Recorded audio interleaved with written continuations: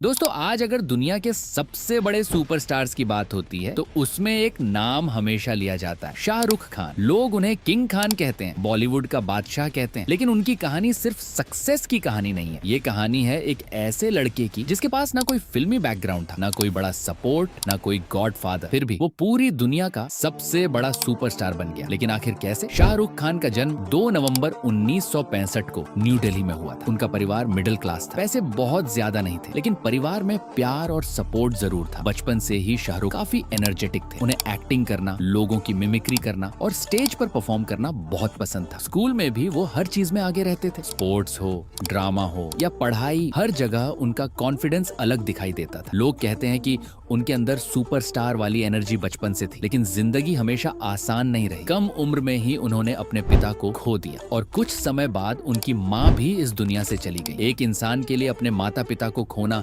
बहुत बड़ा दर्द होता है, लेकिन शाहरुख खान ने इसी दर्द को अपनी ताकत बना लिया। उस समय शायद किसी ने नहीं सोचा होगा कि ये लड़का आगे जाकर पूरी दुनिया में फेमस होगा। शुरुआत में उन्होंने टीवी सीरियल्स में काम करना शुरू किया। फौजी नाम के सीरियल से उन्हें पहली पहचान मिली। उस समय टीवी इतना बड़ा प्लेटफॉर्म नहीं माना जाता था, लेकिन शाहरुख हर छोटे मौके को सीरियसली लेते थे। उनकी एक्टिंग में एनर्जी थी, उनकी आंखों में हंगर थी। धीरे धीरे लोग उन्हें नोटिस करने लगे। फिर उन्होंने फिल्मों की तरफ कदम बढ़ाया और यहीं से शुरू हुआ असली स्ट्रगल। वो मुंबई आ गए। अब सोचो, एक आउटसाइडर, ना कोई फिल्मी फैमिली, ना कोई कनेक्शन, ना कोई बड़ा प्रोड्यूसर जो उन्हें लॉन्च करे। उस समय बॉलीवुड में आउटसाइडर्स के लिए जगह बनाना बहुत मुश्किल था, लेकिन शाहरुख खान अलग थे। जब बाकी नए एक्टर्स हीरो बनने का सपना देख रहे थे, तब शाहरुख ने विलन वाले रोल्स करना शुरू कर दिया। उन्होंने रिस्क लिया। बाजीगर में उनका कैरेक्टर डेंजरस था, दार में उनका रोल डरावना था, अंजाम में भी उन्होंने नेगेटिव रोल किया। उस समय किसी नए एक्टर के लिए ऐसा करना बहुत बड़ा रिस्क था, क्योंकि लोग सोचते थे कि अगर शुरुआत विलन से हुई तो शायद ऑडियंस उसे हीरो की तरह एक्सेप्ट नहीं करेगी। लेकिन शाहरुख खान ने वही किया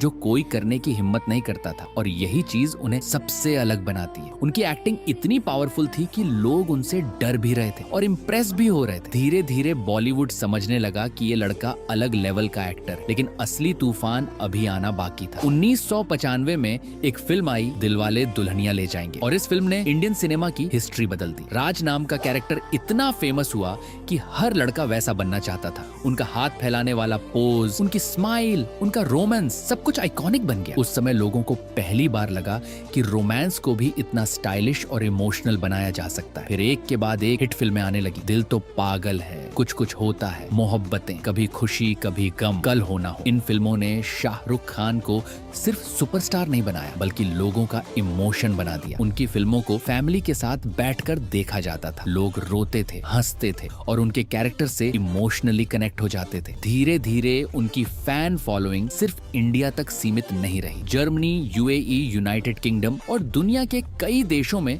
लोग उनकी फिल्में देखने लगे। कई जगहों पर लोग हिंदी नहीं समझते थे, फिर भी शाहरुख खान को पसंद करते थे, क्योंकि इमोशन किसी लैंग्वेज का मोहताज नहीं होता। उनकी फिल्मों में इमोशन था, उनकी आंखों में ऑनेस्टी थी और उनके अंदर एक अलग चार्म था। लेकिन हर सुपरस्टार की जिंदगी में डाउनफॉल भी आता है। एक समय ऐसा आया जब उनकी कई फिल्में लगातार फ्लॉप होने लगी। सोशल मीडिया पर लोग कहने लगे, अब शाहरुख खान खत्म हो चुका है। नई जनरेशन के एक्टर्स तेजी से आगे बढ़ रहे थे। कई लोगों को लगने लगा कि अब उनका टाइम खत्म हो गया, लेकिन शायद लोग भूल गए थे कि शाहरुख खान ने अपनी जिंदगी में हर मुश्किल का सामना किया। उन्होंने हार नहीं मानी, वो क्वाइटली मेहनत करते रहे। उन्होंने खुद को बदला, नई चीजें सीखी और सही समय का इंतजार किया। फिर आया 2023 और उनकी फिल्म पठान रिलीज हुई। उस दिन थिएटर्स में जो माहौल था वो किसी फेस्टिवल से कम नहीं था। लोग सीटियां बजा रहे थे, डांस कर रहे थे, कई थिएटर्स में फैंस सेलिब्रेशन कर रहे थे। कई साल बाद शाहरुख खान ने फिर साबित कर दिया कि असली सुपरस्टार वही होता है जो डाउनफॉल के बाद भी वापसी कर सके। लेकिन अगर उनकी पूरी कहानी को ध्यान से देखा जाए तो समझ आता है कि उनकी सबसे बड़ी ताकत सिर्फ एक्टिंग नहीं है, उनकी सबसे बड़ी ताकत है उनका कॉन्फिडेंस, उनका बात करने का तरीका, उनकी इंटेलिजेंस, उनकी मेहनत और लोगों को रिस्पेक्ट देना। इंटरव्यूज में भी उनका तरीका बाकी एक्टर्स से अलग दिखाई देता है। वो जिस कॉन्फिडेंस के साथ बात करते हैं वो लाखों लोगों को इंस्पायर करता है। इसी वजह से आज भी करोड़ों लोग उन्हें सिर्फ एक्टर नहीं बल्कि इंस्पिरेशन मानते हैं। एक मिडिल क्लास लड़का जिसने बिना किसी सपोर्ट के पूरी दुनिया में अपना नाम बना लिया, और शायद यही वजह है कि आज भी लोग उन्हें किंग खान कहते हैं।